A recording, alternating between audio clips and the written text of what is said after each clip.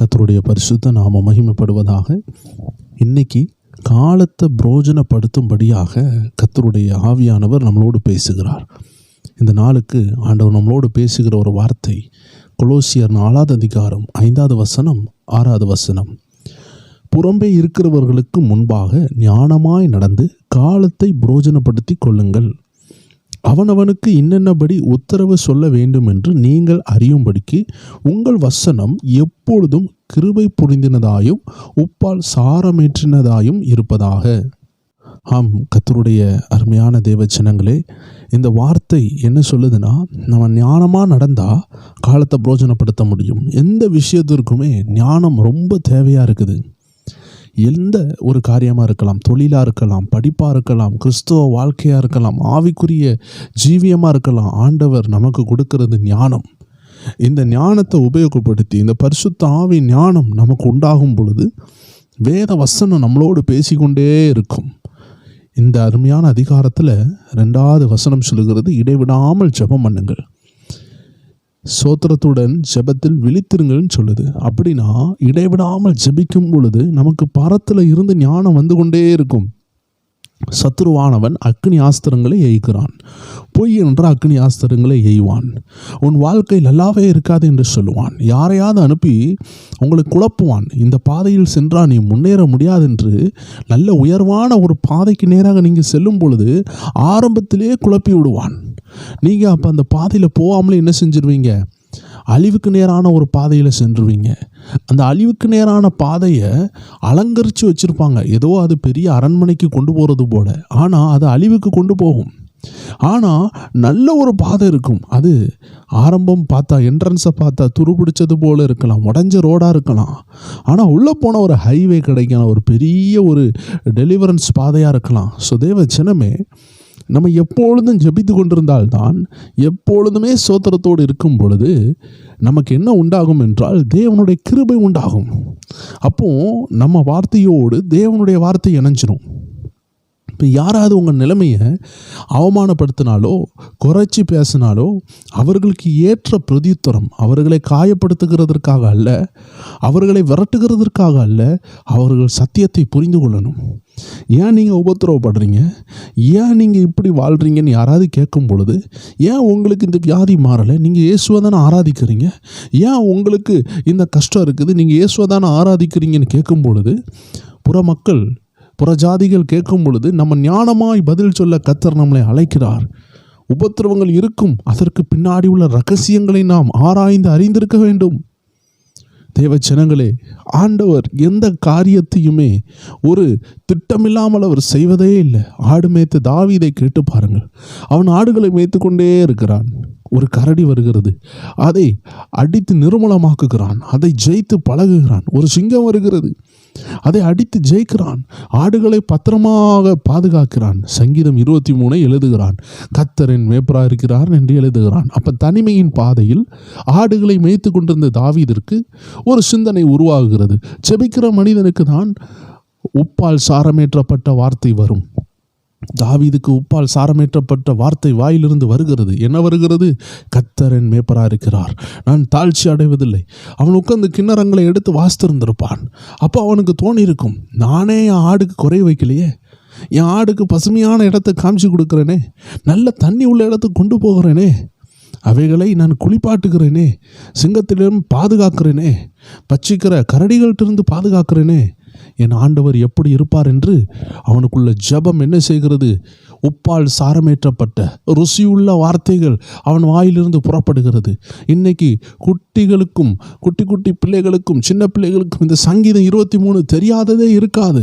முதல்ல ஒரு சின்ன பிள்ளைக்கு ஒரு தாய் ஒரு தகப்பன் சொல்லிக் கொடுக்குற ஒரு வசனமாகவே அது மாறிவிட்டது. எல்லா சின்ன பிள்ளைகளுக்கும் the Lord is my shepherd, I shall not want, கர்த்தர் என் மேய்ப்பராய் இருக்கிறார். இப்படி எந்த லாங்குவேஜ்லேயும் அந்த பிள்ளைகளுக்கு அது தெரியக்கூடிய ஒரு அருமையான எளிமையான வார்த்தையாக மாறினதுக்கு காரணம் தாவீதினுடைய வாயிலிருந்து வந்த உப்பால் சாரமேற்றப்பட்ட வார்த்தையினால் தான் அது மாறினது. தேவச்சனமே, காரணம் அவன் காலத்தை புரோஜனப்படுத்தினான். அவன் புலம்பவில்லை. ஏன் என் தகப்பன் என்னை அரண்மனைக்கு அனுப்பவில்லை என்று புலம்பவில்லை. என் அண்ணன்மாரெல்லாம் கவர்மெண்ட்டில் அரசாங்கத்தில் வேலை செய்யும் பொழுது நான் ஆடு மேய்க்கிறேன்னு எனக்கு கேவலமாக இருக்குதுன்னு அவன் யோசிக்கவில்லை. அவன் தனக்கு கத்தர் கொடுத்ததை இன்பம் கொண்டாட ஆரம்பித்தான், துதிக்க ஆரம்பித்தான். அவன் தனிமையில் கத்தரை உயர்த்த ஆரம்பித்தான். தன்னை உயர்த்துகிற எந்த மனிதனையும் உயர்த்துகிற தேவன் தாவீதை உயர்த்தினார். ஒரு அரசாங்கத்தில் ஒரு வேலை கொடுத்து உயர்த்தலை, அரசனாகவே உயர்த்தினார். தேவ ஜனமே, அந்த தாவீதிட்ட கேட்டால் சொல்லுவார், நான் உபத்திரவப்பட்டது நல்லது, நான் ஆடு மேய்ச்சது நல்லது, நான் தனிமைப்படுத்தப்பட்டது நல்லது. ஏன்னா அந்த தனிமையில் தான் ஒரு பெரிய ஒரு தேவனை நான் கண்டுகொண்டேன். அந்த தனிமையில் தான் நான் தேவனை உயர்த்தி கத்தி பாடினேன். என்னை கிண்டல் அடிக்க அங்கே ஆள் இல்லை. என் தேவனை மனதார பாட முடிஞ்சது. நான் தனிமையில் இருக்கும் பொழுது கத்தர் என் விரல்களை யுத்தத்திற்கு பழக்குவித்தார். ஸோ தேவ ஜனங்களே, தாவீதிட்ட கேட்கும் பொழுது வாயிலிருந்து உப்பால் சாரமேற்றப்பட்ட வார்த்தை வரும். தன் உபத்திரவத்தை குறித்து யாராவது அவமானப்படுத்தினா அந்த உபத்திரவத்துக்கு பின்னாடி இருக்கிற நன்மையை விவரிக்கத்தக்கதாக அவன் நாவல கிருபை பொருந்தின வார்த்தை இருந்தது. யாராலையும் அவனை கேலி செய்ய முடியவில்லை. யாராவது ஆடு மேய்க்கிறியன்னு கேட்டால் அது என் ஆண்டவர் கொடுத்த தொழில்னு சொல்லுவான். யாராவது உன் அண்ணன்மார் அரசாங்கத்தில் வேலை செய்கிறாங்க, உனக்கு என்ன இருக்குதுன்னு கேட்டால் கத்தர் என் விரல்களை யுத்தத்துக்கு பழக்குவிக்கிறார்னு சொல்லுவான். நீனும் ஆடு மேய்க்கிறியே, சிங்கம் வருதே, சிங்கத்தோடு சேர்த்து உன்னையும் கொண்டுட்டு போயிடும், நீ அந்த ஆடெல்லாம் மேய்க்காதன்னு சொன்னால் அவன் சொல்லுவான், திரும்பியும் சொல்லுவான், கத்தர் என்ன யுத்தங்களுக்கு பழக்குவிக்கிறார், வெண்கல வில்லுகளை என் கையில் முடியும்னு சொல்லி என்ன செய்கிறான், சிங்கத்தை மேற்கொள்ளுகிறான். அதோடு ஆண்டு விட்டாரா, இவனை இங்கே பழக்கு வைத்து ஒரு பெரிய கோலியாத்தாகிய மிருகத்தை கீழே விழ வைக்கணும்னு சொல்லி கத்தர் அவனுக்கு கிருபை பாராட்டினார். ஸோ தேவ ஜனமே, கத்தர் நம்மளை ஒரு பாடலை போட்டிருக்காருன்னா நம்மளுடைய ஃப்யூச்சரை பார்த்துருக்கிறார். இந்த ஃப்யூச்சருக்கு என் பிள்ளைக்கு இந்த அனுபவம் தேவை. இந்த பாதையில் போய் இந்த கிரயத்தை கொடுத்தா, என் பிள்ளை இந்த பாட சகிச்சா, இந்த சிலுவையை சுமந்தா, இந்த சிங்காசனத்தை கொடுக்கணும்னு கத்தர் உங்களுக்கு நிர்ணயிச்சிருக்கிறார்.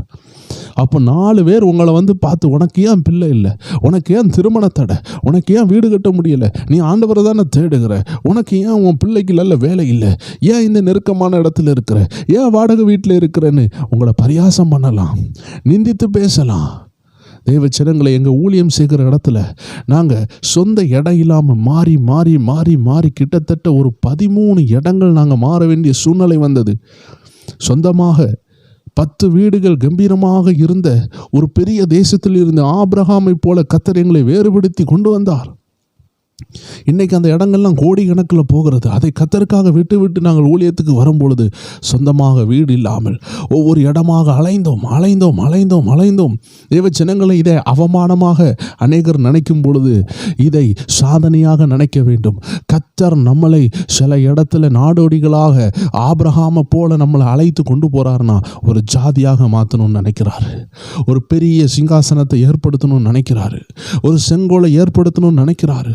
உங்களை கொன்று இந்த உலகத்தில் உள்ள ஜனங்களுக்கு சாட்சியாக வாழ வைக்கணும்னு நினைக்கிறாரு. 4 பேர் நாளைக்கு கஷ்டப்பட்டு கொண்டு இருப்பான்.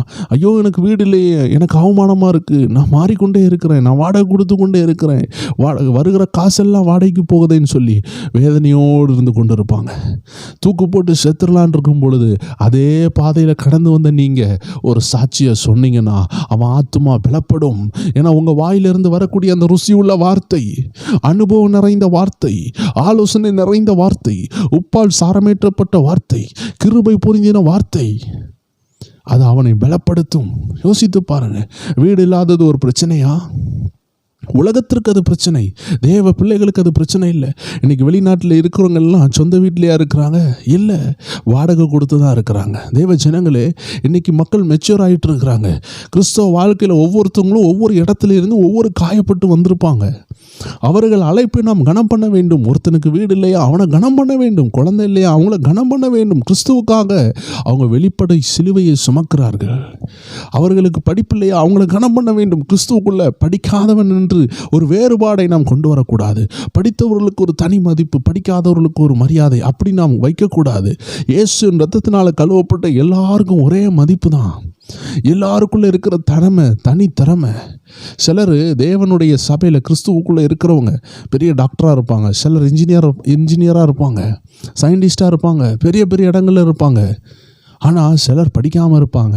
ஆனால் இவர்களுக்குள்ளே உள்ள திறமை பயங்கரமாக இருக்கும். சிலர் 4ஆம் கிளாஸ் தான் படிச்சிருப்பாங்க. ஆனால் சமையல் அறைக்குள்ளே போனாங்கன்னா பிரியாணி சேர்க்குறதுலேருந்து, அவியல் சேர்க்குறதுலேருந்து, சாம்பாரில் இருந்து எல்லாமே செஞ்சுருவாங்க. ஒரு டாக்டர் அப்படியே அண்ணாந்து பார்ப்பார், என்னப்பா இது படித்தது 4ஆம் கிளாஸ் தான், ஆனால் நீ செய்கிறதெல்லாம் ஒரு கல்யாண விருந்தில் சேர்க்கக்கூடிய ஒரு பெரிய கேன்டரிங் செக்ஷன் ஓனர் மாதிரில செய்கிற, உனக்குள்ளே இவ்வளோ ஞானம் எப்படி வந்துச்சு? தேவ ஜனமே, எல்லா விரலும் ஒரு மாதிரி இருக்காது, எல்லா நகமும் ஒரு மாதிரி இருக்காது. ஸோ அதே போல தான் தேவ ஜனங்கள் புரிந்து கொள்ளணும். ஒவ்வொருத்தங்களுக்குள்ளாடி கிறிஸ்து இறங்கும் பொழுது, ஒவ்வொருத்தங்களுக்குள்ளாடி தேவ மகிமை இறங்கும் பொழுது, அதனுடைய இசை இன்பமாக வெளியே வரும் பொழுது வித்தியாசமாக வரும். அதனால் எல்லாருமே நம்ம என்ன செய்யணும், நம்ம பாட மகிமையாக எடுத்துக்கொண்டு, நம்மளுடைய பாடுக்கு பின்னாடி ஒரு பிரதிபலன் இருக்குதுன்னு ஏற்றுக்கொண்டு, நம்ம படிக்கலையே, எனக்கு கலர் இல்லையே, எனக்கு குண்டா இருக்கிறேனே, எனக்கு வியாதி வந்துட்டு, ஆண்டவருக்கு பார்த்து முறுமுறுக்காம தாவீதை போல பாட்டு பாட ஆரம்பிங்க. முறுமுறுக்கிறதுக்கு பதிலாக துதிக்கலாமே. முறுமுறுத்து ப்ரெஷரும் பிபியும் சுகரும் கூடுகிறதுக்கு பதிலாக துதிச்சு பிசாசுகளை ஓட பண்ணலாமே. தேவனுடைய நாமத்தை மகிமைப்படுத்தலாமே. ஆண்டு சொல்லுகிறாரு, இப்படி புலம்பாமல் இருந்து துதித்து தேவனை மகிமைப்படுத்தி காலத்தை ஞானமாக பிரயோஜனப்படுத்த ஆண்டவர் ஒரு சந்ததியை அழைக்கிறார். நான் விசுவாசிக்கிறேன், அப்படிப்பட்ட சந்ததியார், அப்படிப்பட்ட தேவ ஜனம்தான் இந்த வார்த்தையை கேட்குறீங்கன்னு எனக்கு நம்பிக்கை இருக்கிறது. இந்த வார்த்தையின் மூலமாக கர்த்தர் உங்களை ஆசீர்வதிப்பாராக. எப்பொழுதுமே உங்கள் வார்த்தை கிருபை பொருந்தினதாக இருக்கட்டும். யாராவது உங்கள்கிட்ட கேட்கும் பொழுது, ஆமாம் எனக்கு இவ்வளோ போராட்டம் இருக்குதுன்னு போராட்டத்தை சொல்லாமல், இந்த போராட்டத்துக்கு பின்னாடி இவ்வளோ பெரிய உயர்வு இருக்குதுன்னு சொல்லி உயர்வை சொல்லுங்கள். உங்கள் போராட்டத்தை பார்த்து அவங்க சோர்ந்து போகக்கூடாது.